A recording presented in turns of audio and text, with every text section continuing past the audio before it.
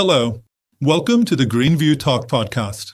Today, we will discuss the article COP30, Between Climate Ambition and Strategic Realism, a responsible political proposal for repositioning Brazil ahead of the climate conference, which was written by me, Antonio Fernando Pinheiro Pedro, and my great friend, Rafael Possik. The 30th United Nations Climate Change Conference, COP30, is approaching with the stage set in Belém. This moment could be a turning point for Brazil, elevating it to global leadership or, conversely, making it a hostage to weak rhetoric and the interests of others. The conference should not be merely an environmental showcase or a platform for empty speeches, but rather a landmark of strategic repositioning for the country, guided by technical, economic, and geopolitical principles. A decade has passed since the Paris Agreement, bringing with it new scientific discoveries, geopolitical shifts, and fresh strategic perspectives. These are facts, not mere arguments, and they shape the current scenario with the potential to completely change the game. In light of these transitions, Brazil needs to act with responsibility and less ideological engagement. The country has impressive assets, such as a mostly renewable energy matrix with a significant share of wind and solar power, the potential for producing biomethane and hydrogen, a promising carbon market, and a vast forest area. However, Brazil is also a powerhouse in oil and natural gas extraction and holds privileged mineral reserves. Despite these resources, the country faces serious internal obstacles, a lack of planning, public management failures, legal uncertainty, and excessive ideological interference in the formulation of environmental policies. In this context, Brazil resembles a large ship adrift in a stormy geopolitical sea without a clear direction. It is, therefore, crucial to chart a safe course before the climate crisis leads to a shipwreck. The 5 pillars for COP30, a responsible and sovereign approach to the proposal for the governance of COP30 is based on 5 fundamental pillars designed to guide Brazil toward a safer and more sovereign future.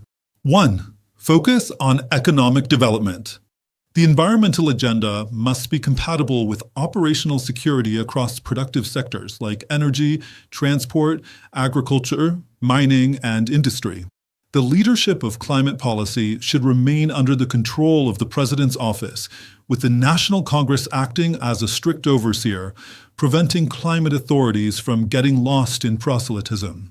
The focus should be on preventing extreme weather events and ensuring the safety of the population, which shifts the discourse away from mere preservationism and illuminates the true objective of climate policy, protecting society. 2. Energy transition with private sector leadership. Programs like PATEN, Brazilian government's initiative to promote the transition to cleaner and renewable energy sources, can attract public-private partnerships more effectively if they are geared toward innovation and competitiveness. Likewise, the new carbon market, SBC, needs a clear signal that excessive bureaucracy will be avoided. Adopting these measures reduces the risk of ideological activism halting investments and driving away strategic capital. 3.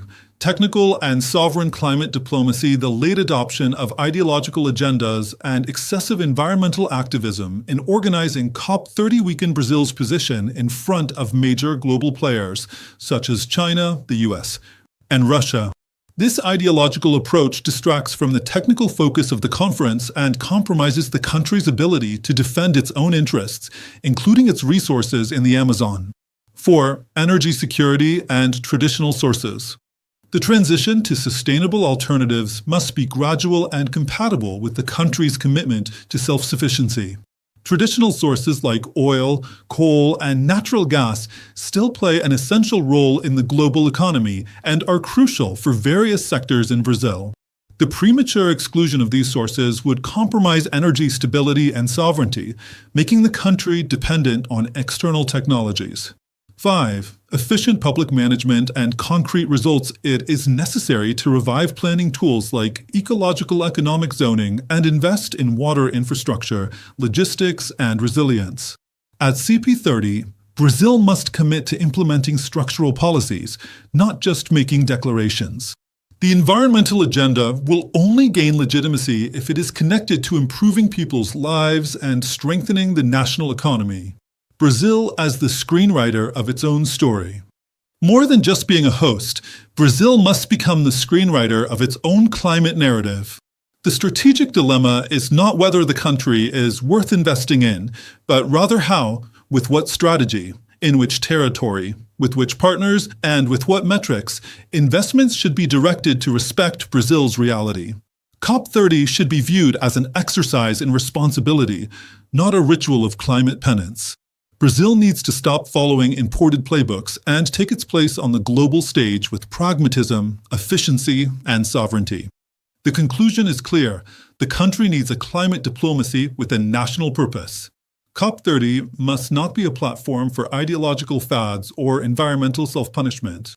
Brazil must embrace its role as an energy and environmental powerhouse with autonomy, institutional intelligence, and a clear focus on responsible development. With a defined strategy, sovereignty, and credibility, it is possible to transform COP30 into a landmark of global repositioning, where Brazil ceases to be a submissive spectator and asserts itself as the author of its own climate and economic agenda.